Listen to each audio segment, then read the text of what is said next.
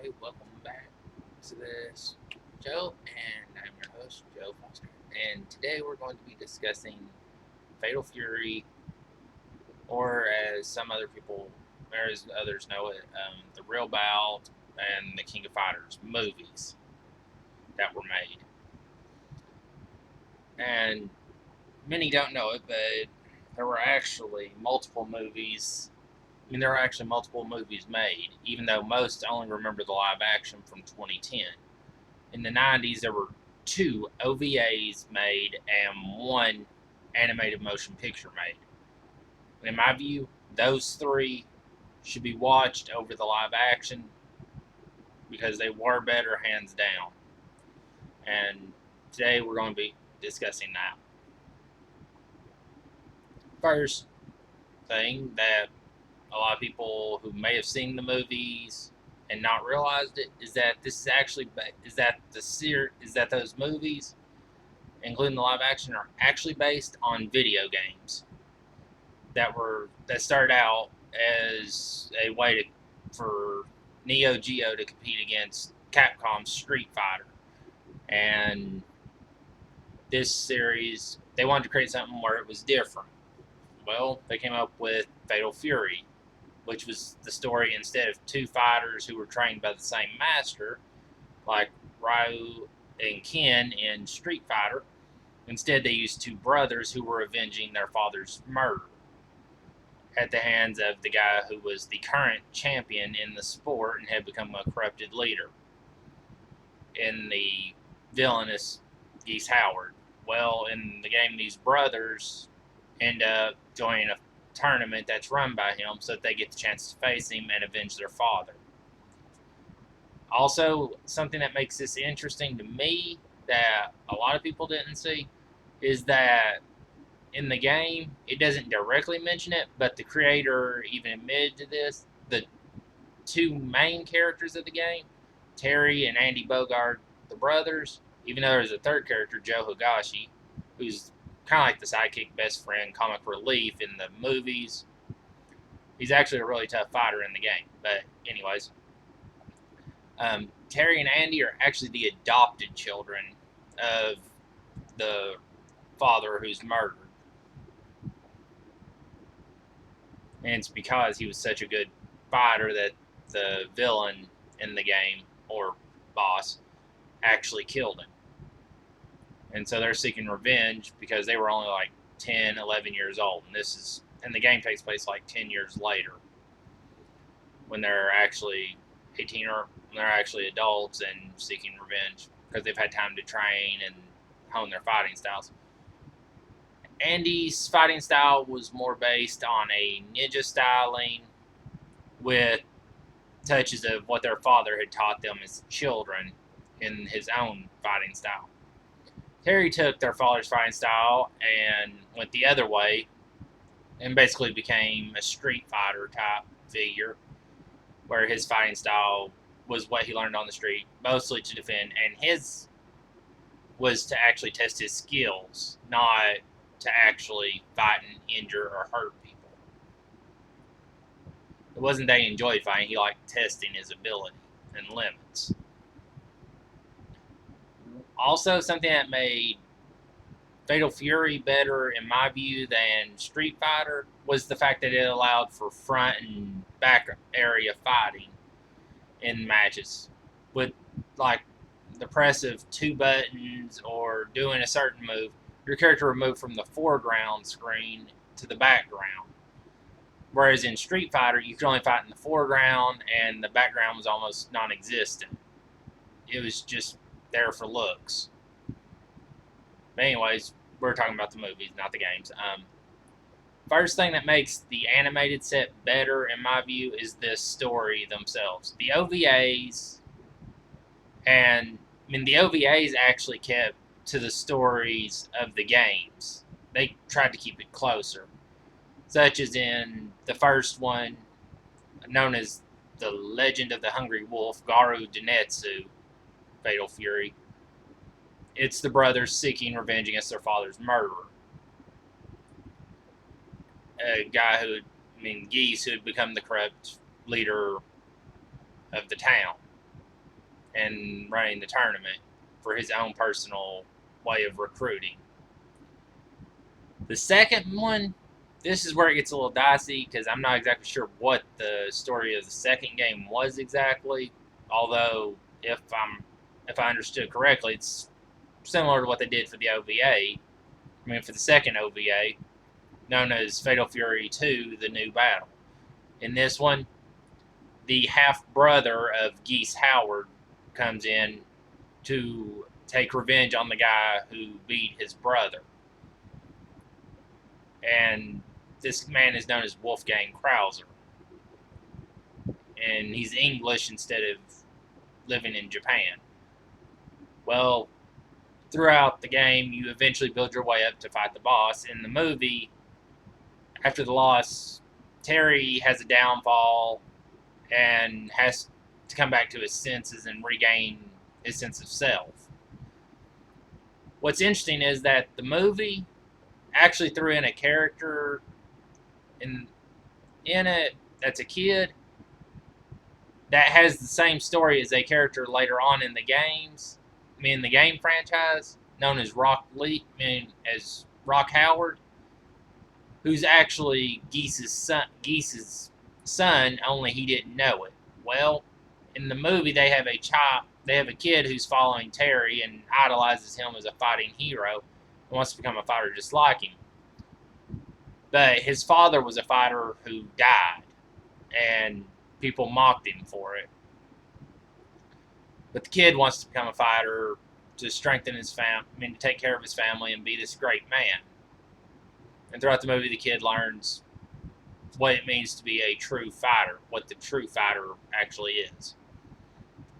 And unlike a lot of people's ideas of movies where somebody learns what the true meaning of something is, this one actually shows the darker turn of what the truth is to being a fighter and being this great thing, to being the best at it. Now for the third one, the third animated movie, the third OVA, which they actually list as being, because it lasted longer than 45 minutes, they actually list it as Fatal Fury: The Motion Picture.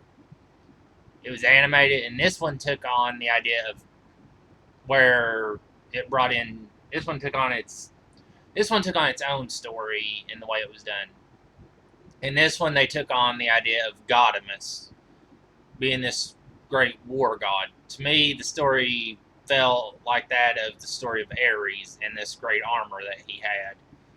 That any mortal who had it would take on the qualities of the bloodlust that Ares gave to them in exchange for this armor making them so powerful. Well, in the story, Gaudamus' armor, by collecting the pieces of it, you became this great warrior that was near unstoppable.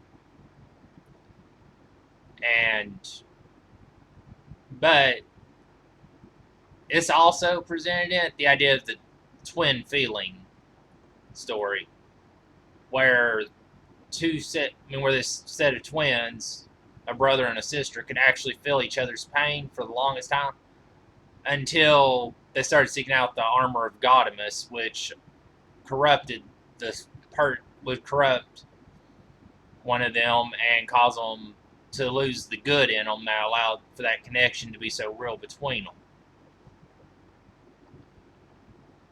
And it actually made the movie make more sense than the live action, because the live action was all over the place. One, it made it look as if it was a virtual reality system.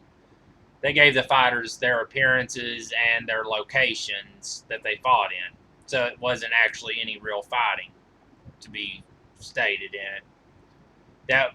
And the system would become corrupted by one character who would try to take over it, and thinking of a world domination through that. Which to me didn't make a lot of sense, because that in general presents a problem, because what if a person doesn't have the VR system? Didn't care for that. They actually liked the old style of fighting where they actually challenged their skills. Then they wouldn't have had to worry about it. Also, it changed the backstories for two of the characters that were popular in the game. Mai, Shiranui, and Terry Bogard. They didn't even have Andy, Joe, or any of the characters from the original Fatal Fury series other than Mai and Terry. And also, it didn't have a true focus on who the actual main characters were. At times, it seemed like it was Mai. Other times, it seemed like it was Kyo and Iori and Root. Well, the only true thing they had was that the villain was Rugal, which I found interesting in their choice of picking who played Rugal in this movie. Because if you look at it in the game, completely different look and styling. Also, it threw together multiple stories that the games had, from King of Fighters 2000 to up till the game actually came out, and up till that movie came out in 2010. It wasn't just one story that was cohesive. They took multiple characters from multiple games and threw them in this. And the way they did Terry, they turned him into a cop, but they made him look really weak. When, for at least the first 3 games that were known as Fatal Fury, before it turned into the real Bout series and King of Fighters franchise that it has become today, Terry was one of the 3, in the original game, Terry was one of the 3 main characters you could pick to fight with. But after a while, yeah, they made it where you could have multiple characters, and then they eventually made it where you had the teams for it in the games. But again, this one took multiple gaming stories, ideas, and threw them together to try and make up something, just so they could have a reason to have multiple cast members, multiple characters from multiple games in it. They didn't try to actually focus on one of the actual stories that was a part of the game in any way. Van Damme version of the Street Fighter movie, and even Kristen Kruk, who I may be mispronouncing her name, but it's the one who played Lana in the TV series Smallville. Her version of the movie, her version of Street Fighter, known as Street Fighter Legend of Chun-Li, were both more accurate stories than the live-action version of Fatal Fury, known as King of Fighters movie was. Now for my second choice on this. Now this is where I want to talk about the cast. What I find interesting is that the OVA in the animated movie, a lot of the characters, a lot of the actors would reprise their roles in the movies, even if they weren't playing the same character they had in the other ones. And a lot of them had roles in other TV shows or movies or animated series, which helped them with this.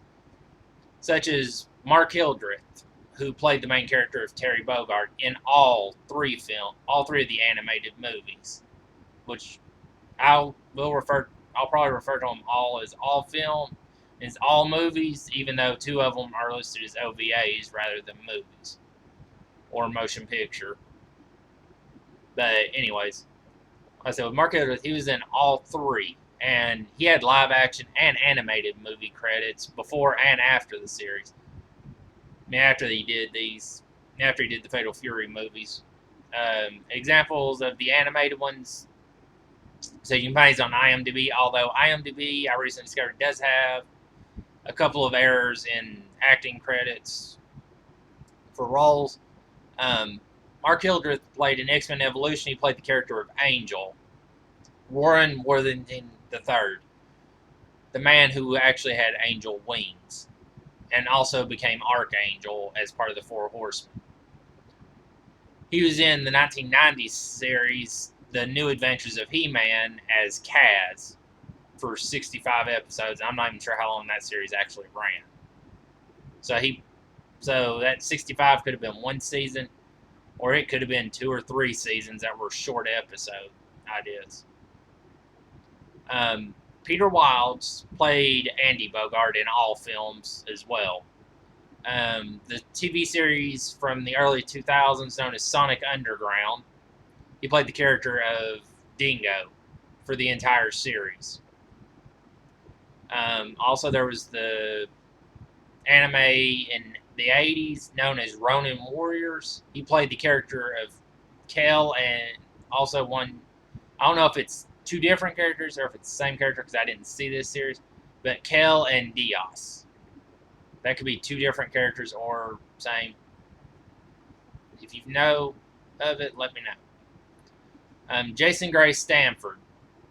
He was in all three films as Joe Higashi, like I said, the friend, sidekick, comic relief type character. Many would probably know him from the TV show Monk, where he played Randall Disher. And I'm not sure how long the series ran, but for what he was in, he's listed as being in 125 episodes of it, so I'm guessing that's at least 4 seasons for that many to be there. And he was also in the Ninja Turtles, Next Mutation, live action Ninja Turtles, came out in the late 90s, early 2000s, and Power Rangers in Space for one episode as the same character, Donatello.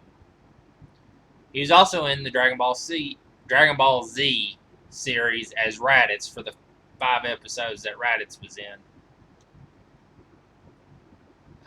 Paul Dobson played multiple. He was in the first OVA as Billy Kane, the sub boss in Inuyasha. His acting credits included Inuyasha, where he played Naraku and Myoga. He was in X-Men Evolution as Juggernaut, among other characters. He actually did multiple voices in that. Now, in the Fatal Fury series, besides being Billy Kane in the first one, he was actually the main villain in the second OVA as Wolfgang Krauser. In the third one, the motion picture, he was actually a minor character known as Howard. He was in the Street Fighter animated series that came out in the mid-90s that they made. It was known as Street Fighter II, the animated series. He played the character of DJ, E Honda, among a list of others. And he did a number of Dragon Ball Z minor character voices, including at least one movie. And from the final one in the movie, from the animated movie thing, I'm going to list from, like I said, from the animated ones, is Ward Perry, who played Geese Howard. He played the main villain in the first one. He was Lawrence Blood in the second and third one. In the second and third movies, but which was basically a minor role. In both, he was the servant to Wolfgang Krauser in the second one, and in the third one, he had taken over the Krausers' family legacy. Like I said, it's a minor scene in it, and whereas he played the villain in the first one. The main villain. And other activities include Inuyasha, where he played Tsubaki's ogre, among other characters. He was in Mega Man NT Warrior. Kind of a weird Mega Man movie. Mega Man animated series, in my view, because it made it where it was more like a virtual reality setup idea. But it was Stone Man and Desert Man in those. And in Dragon Ball Z, he was Kami, King Yemma, and from the movie Tree of Might, he was Turles. Now, with the live actions casting, Maggie Q as Mai Shiranui was actually a good choice. Because a lot of the fighting that Mai would have done, even though they changed her character and the fighting style itself, Mai's fighting style was a lot of what would have required wire fighting, and the way Maggie Q learned that, she learned like Jackie Chan and a lot of them did, where wire fighting was actually a part of what they learned as part of the acting ability, so that they could do the fight scenes and act as stunt doubles if they had to, which helped to save the movie a lot, which would help save movies a lot of money because they wouldn't have to hire extra people to do it. But with Maggie Q, other thing she's known for, if you saw Live Free or Die Hard, she was the female villain in that one. Not the main villain, but the sub-villain for it. She was also in a lot of early films in the 2000s that were Asian films from the Hong Kong and Asian areas that got brought over to America. And one of the movies is called Naked Weapon. Despite style, she's actually an assassin in the movie, and it actually goes through being more about her in it. And it's really good. A series she recently did, though it didn't last long, was a show called, it lasted one season, was called Stalker, where she worked at an agency that dealt in the different types of stalking and showed what they were and how they worked. She was also in the reboot of the series Nikita, which was based on the 90s TV series La Femme Nikita. In it, she played the main character for a little while. I'm not sure how long she actually lasted in it, because I got bored with it after the first season, despite how good she is as an actress. The show just didn't feel like it did from the 90s version. The second one they did, and this is where I'm going to stop at the casting, because a lot of the other actors I didn't really know. But the second one was the villain from the movie itself. I mean, from the live-action movie. Ray Park, who played the character of Rugal Bernstein. Or Bernstein, I'm not sure how to pronounce his last name correctly.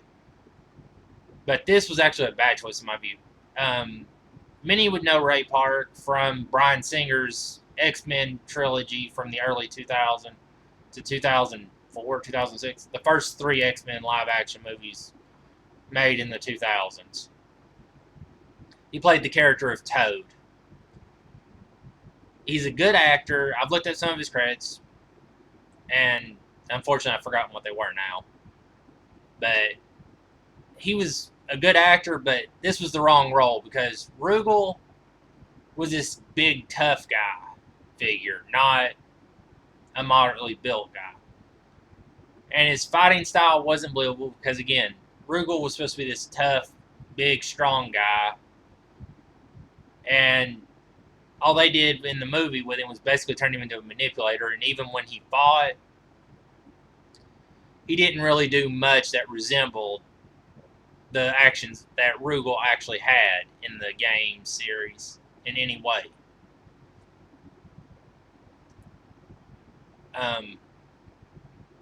Also, Rugal's backstory had nothing to do with what the movie had him looking for, which was the Orochi. That had more to do with the main character, with the other characters of Kyo and Iori.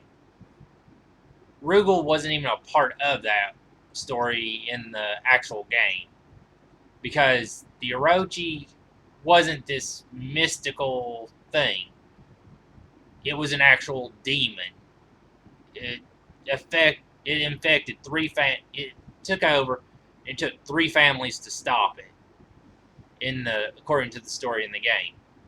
In the movie, they said that it was 3 sacred weapons were what stopped it, and put it in this alternate dimension type place, which Rugal hunts for by using the VR system to get these people to serve him and help him in his domination in order to find this thing and release it. And it was said to give him untold abilities. In the game, they created a version of characters that were based on this power having gotten out of control. It's like with the Dark Hado in Street Fighter for what happened to Ken and Ryu, the way you want to say it, where it took him over and gave him this massive amount of power, but at the same time, it actually made them weaker in a sense, because it was them being taken over. And it gave them a sense of bloodlust and wanting to kill. In Street Fighter, the character of Akuma is what happens when this dark energy takes over. It turns them and it leads them down the dark path. that became known as the Path of the Demon, or Akuma. With the Orochi, same idea. But again, with Ray Park, his build would have been better to actually have had the character of Billy Kane in. I mean, to have him play Billy Kane, a guy who used a cane to fight with, which I actually found interesting. They actually called him Billy Kane and gave his fighting style was the cane fighting style, was a cane martial arts, where he actually used a bow staff to fight with. And in some, it was an extendable staff rather than just a regular bow staff. But the idea was that he would fight with the staff, he would become tougher. The accent and the way he spoke actually made sense. I just remembered one of the movies he's in, X versus Sever, a movie known as, it's also called Ballistic, X versus Sever. Starred Lucy Liu in it also, and Antonio Banderas. Ray Park played a minor character in that, but again, if you watch his fighting style in that, and the way he fights in this movie, all he's missing is that staff, and he would have been the perfect Billy Kane character based on that. You just had to change his look. And it also fit to the Toad character from X-Men in the same way, especially with the way Ray Park looks with it. I'm not trying to be stereotyping him or cast-typing him in that way, but it's just the way to me it looked. Now, if they do another one, and I actually hope they do another King of Fighters movie, I would actually hope they did like the animated movies did and actually keep to the story of the games had for the characters, not come up with a completely different story that made no sense at all. Or if you're going to do a separate story, at least keep the characters truthful. Because when you change characters, you change the personality and stories. As I've stated in my video on rewrites and how it affects them. When you change something, you have to think about how it changes things. Not having Andy in the movies was actually a mistake. In the live-action movie, it was a mistake as well, because even in the games, it's stated that Mai and Andy are actually a couple. And I think in 13 or 14, it actually states they're either engaged or married. So even though they fight each other, they're actually a couple who respect each other and love each other. And taking that out, also, another thing the live action movie did was it brought two characters in it who were gay, and that was actually right. There is actually in the King of Fighters series at least two female characters who are gay and actually in love with each other. But it changed the story to make them weaker and subservient to Rugal rather than actually keeping them being realistic, where they would fight and for what they actually wanted, and they were actually tougher than Rugal was in the games. If you had Rugal actually take them on, I say either one of them could have taken Rugal, despite how strong and how powerful he actually was as a character in games. I think they picked Rugal because they were like, hey, let's pick a boss from one of the other movies. From one of the other games that people had trouble beating, and let's make it where he's the boss of this one, even though he had nothing to do with it.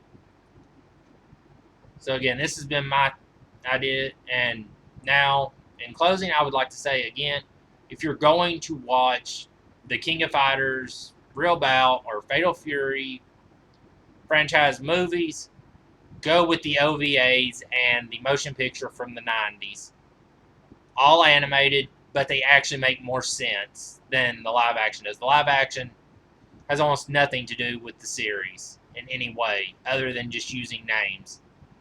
All they basically did was take a popular franchise game, as many Hollywood things have done, and taken some great actors and throw them together to come up with this idea to try and make money. If we really wanted that, the games wouldn't be as popular as they are. Nobody would actually care for the stories. and the characters. Nobody would want to find somebody they relate to in it. But again, like I said, I hope they actually make another set of movies based on this series. I mean, based on this franchise, and I hope they actually keep it closer to how the story actually works. They actually follow a real story rather than just saying, "Oh, hey, let's do this and that and throw that in there." Because if you keep to the story and make the characters as they should be, rather than making them into something just to fit your idea of a story, it works better. And you might get more popularity, and the critics wouldn't panic like they did with the live action movie in 2010 and cause studios to go, hey, this might be a good time not to make another film.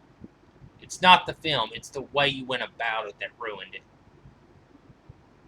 It's like with a lot of other ones. I say it's like with the Van Damme Street Fighter. The movie didn't follow the story. They just threw something together to make up for it. The only thing they kept truthful in Street Fighter was that Bison was trying to take over the world using this, using the Shadow Lu organization to do it. Same with the Fatal Fury movie. Same with the live action King of Fighters movie. But again, like I said, you get the chance, watch the old animated ones.